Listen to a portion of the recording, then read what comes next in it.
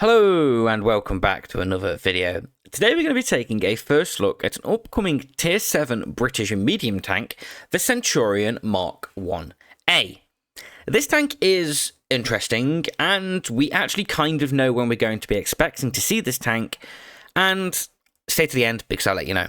So let's have a look at this tank's statistics first of all. It's a Tier 7.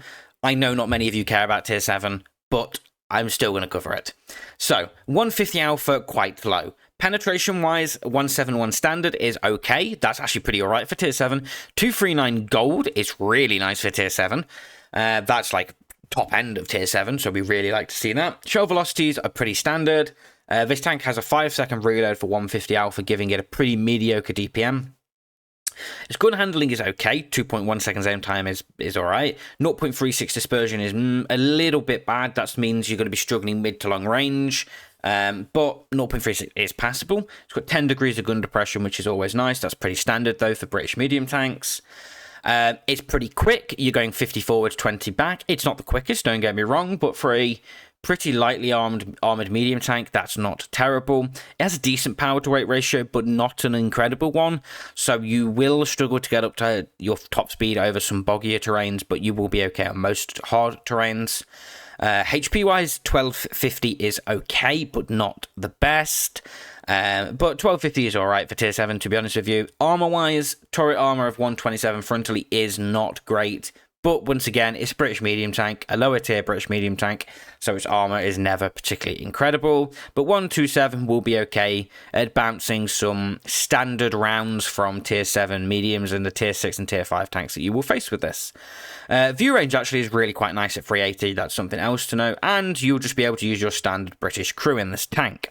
So, let's compare this tank now to the Comet. So, the Centurion Mk has 1800 DPM, whereas the Comet, which is the Tier 7 Tech Tree British medium tank, has 2246. So the Comet is leading pretty significantly there. So the Cent is going to be lacking. The difference being the Cent has a higher alpha and a longer reload. The Comet has a lower alpha and much shorter reloads. That's essentially the difference there in the DPMs. Dispersion-wise, the Cent has 0.36, whereas the Comet has 0.33. So the Comet's dispersion is slightly better, and that is noticeable in the Comet feeling slightly more reliable at that mid to long range.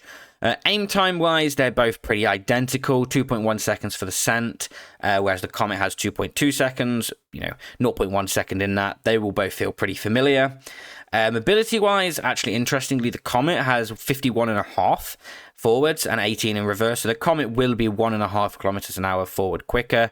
Pretty negligible at the end of the day, and obviously the Cent being 2 kilometers an hour faster in reverse, once again pretty negligible there. Gun depression, the Comet has an amazing 12 degrees, whereas the Cent only has 10. That will be noticeable when playing a ridgeline. 12 just opens up the opportunity to play so many different ridgelines that 10 doesn't. Interestingly, the Cent has an extra 100 HP. 1250 is actually pretty nice. It's not the best, but it's pretty nice. The Comet does have that lower kind of HP because it is a lightly armored medium tank, so the HP reflects that.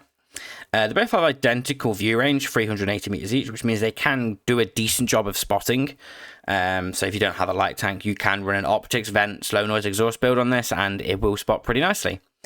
Penetration wise, this is where the Cent is really nice, really comfortable, and will be pretty free to play actually, in a sense that 171 millimeters of standard massively out trumps the Comet's 148.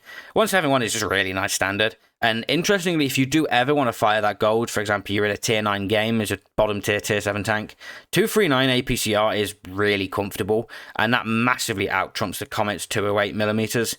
239 is lovely. And that will be noticeable, especially when you're fighting those tier 8 tanks. To the lesser extent, the tier 9 tanks, because 239 will struggle then. But when you're fighting those tier 8 tanks, you will be able to pen, especially the mediums, really reliably. And even some of the heavies, a hell of a lot more reliably than tanks like the Comet will. So, as I teased, we kind of know when this tank is going to be coming. It looks very similar to some of the tanks, statistically, that we have seen in the past, that have been a part of the Panzer War, the und Panzer weeb anime collaboration, whatever you want to call it. We're expecting to see the Centurion Mk 1A, or the Mk IA, to be the 2025 und Panzer X World of Tanks collaboration tank. Obviously, we had it this year as well, where we got like the Tiger 2, but a tier 7 version of the Tiger 2. Yeah, we're expecting to see this tank to be the Gears and Panzer tank for this year. It looks exactly like the image of one of the tanks that is in the anime. You know, one of the things that people have noticed, the weebs out there have noticed, is the end of the gun is not typical to British tanks, but is typical to the Centurion, which is in the Gears and Panzer anime. So we're expecting to see this tank to be available as a premium tier 7 British medium tank in 2025, probably mid-summer, late summer 2025, as part of the Gears and Panzer collaboration. So yeah, just a quick video, really. I don't want to spend too long talking about this tank because it is tier 7. But do let me know your thoughts down below. What do you think about this tank? Are you looking forward to it? Do you like the Gears and Panzer collaboration with the crews and the voices and all that stuff? Do let me know down below. And if you did like this video, don't forget to check out the video and the playlist on the screen. Subscribe, and I'll see you all in the next one.